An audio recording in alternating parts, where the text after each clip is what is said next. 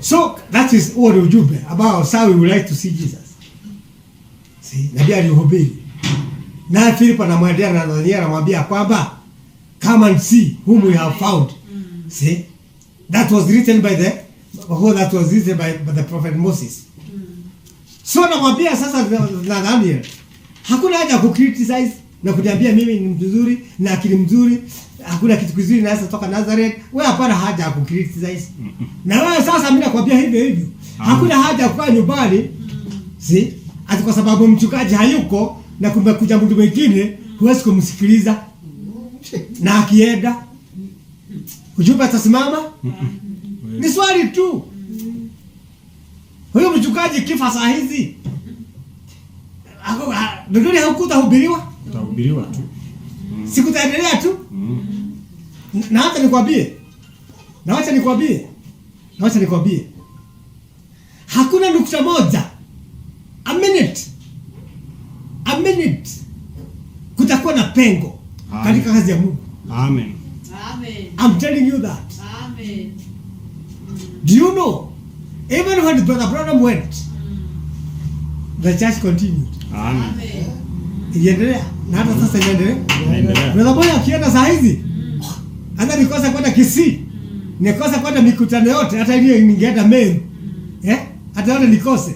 Itahubiriwa tu. Amen. Hakuna kitu kitabaki. Wacha nikwambie saa hizi.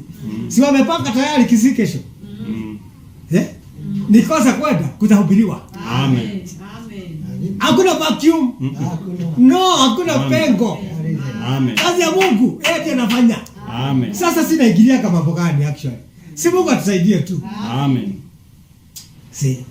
Kwa sababu Brother anaenda Kisii. Hutakuja kwa sababu huyu anakuja tu kujui nani. Something has been very wrong. With your experience. Hupendi mtu unapenda nini? Hupendi mtu unapenda Mungu. Aliye ndani ya chombo gani? Hicho. Nabii akasema kwamba hata kama even if you don't respect that person, respect the office. Amen. That's the here you job. Amen. Respect the office. Because that office there will be so many holders. Amen. Of that same office. Kutakuwa na watu wengi sana watakaoshikilia ofisi gani? Hiyo. Amen. It was as I was telling you. Had those books of marriage certificates could have arrived, our pastor could not have got to Koiwa. No, even I was telling him yesterday, you could not have gone. He answered me, and that's why we needed so many ministers licensed for these works. Amen. Kwa sababu hawezi kabaki. Unaona? Amen. Hawezi. And I was sympathizing with him. Awali sasa ni wakati wako sasa. Wagwishokeria. Amen. Wakwaira. Hiyo ni kitu nzuri. Wakwae. Sasa yako sio kukimbia mpaka huko. Hiyo ni bad is far. I've been there. It's far. It's far. He told me, had it been, you could have gone there on Saturday or any other brother on Saturday. So the following day, you have meetings there. Amen. And that is the aim. Huo ndio mpango. Amen. See? Kwa hivyo sasa, don't storm out. Don't criticize. Amen. Go listen. See? Kuja jione. Filipo anamwambia, Filipo hakuna haja kukosoa, hakuna haja kubishana, kuja jione. Amen. Check with the scripture. Angalia na maandiko.